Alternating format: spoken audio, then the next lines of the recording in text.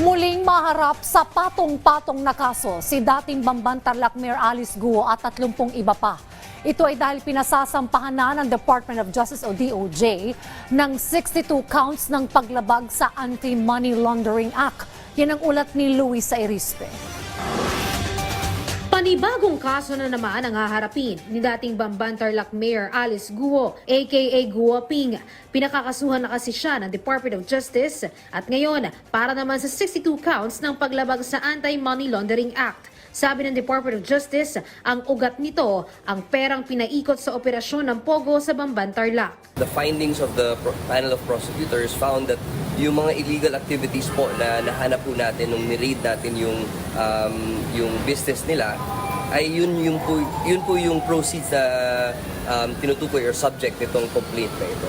Yung mga operations nila sa loob, nahanap po natin na yung iba doon, scamming, kagaya ng love scam or investment scam or crypto scam. As a result, that's where they profited.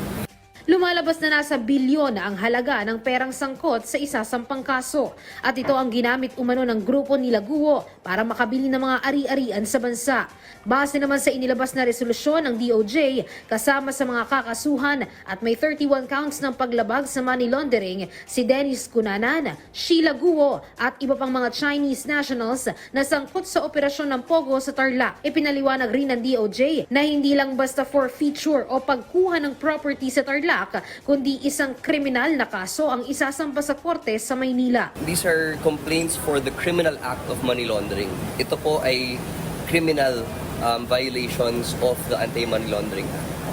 Sa orihinal naman na reklamo, aabot sa 87 counts ang isasampa laban kay Guo. Pero na-dismiss na ang ibang reklamo, kabilang na ang pagkakadawit kay Cassandra Leong. Wala kasing sapat na ebidensyang nakalap ang prosekusyon para iakyat ang kaso sa korte. Patunayaan niya itong masinsinang pinag-aaralan ang reklamo bago ilabas ang resolusyon.